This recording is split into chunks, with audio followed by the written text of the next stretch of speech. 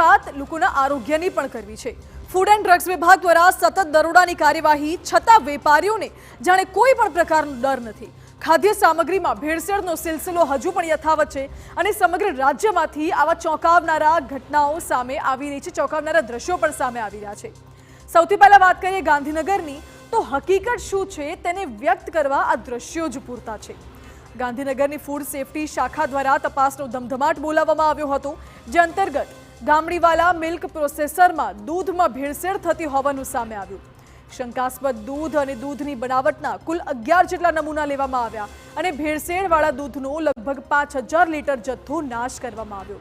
Food safety officer Gandhinagar મનપા અને SOG ગાંધીનગરની team દ્વારા સંયુક્તપણે દરોડાની કામગીરી કરવામાં આવી હતી।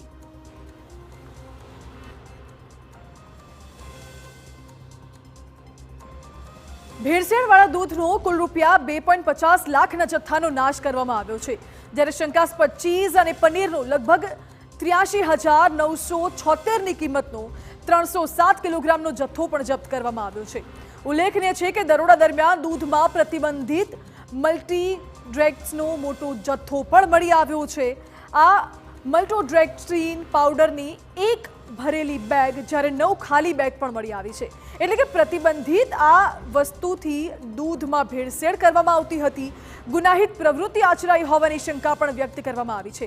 તાત્કાલિક ધોરણે ગામડીવાલા મિલ્ક પ્રોસેસરનું લાયસન્સ સ્થગિત કરી તમામ પ્રકારનું ઉત્પાદન હાલમાં બંધ કરી દેવામાં આવ્યું છે। મહત્વનું છે કે આ પ્રતિબંધિત તત્વોનું ભેળસેળ કરવામાં આવતું હતું। બીજી તરફ બનાસકાંઠાથી પણ સમાચાર છે, જ્યાં પાલનપુરમાંથી પણ ચોંકાવનારી ઘટના સામે આવી છે। તમારી સ્ક્રીન પર દેખાતો ઘીનો આ અઢળક જથ્થો સૌથી પહેલા આપ જુઓ। બાતમીના આધારે પુરવઠા અધિકારીઓએ પાલનપુરના કણોદરામાં ઘીની 2 ફેક્ટરી પર દરોડા પાડ્યા હતા। સતત 2 દિવસથી ચાલી રહેલી દરોડાની આ કાર્યવાહીમાં શંકાસ્પદ ઘીનો જથ્થો સીઝ કરવામાં આવ્યો છે। શ્રીમૂલ ફેક્ટરીમાંથી ઘીના 3 સેમ્પલ લઈ 42 લાખ રૂપિયાનો મુદ્દામાલ સીઝ કરાયો છે। તો બીજી તરફ નમસ્તે ફેક્ટરીમાંથી પણ શંકાસ્પદ ઘીના 6 સેમ્પલ લઈને 52 લાખ રૂપિયાનો મુદ્દામાલ સીઝ કરાયો છે। મુદ્દો એ છે આ બધાની વચ્ચે કે ફૂડ વિભાગની તવાઈ છતાં ભેળસેળિયા તત્વો બેફામ કેમ બની રહ્યા છે?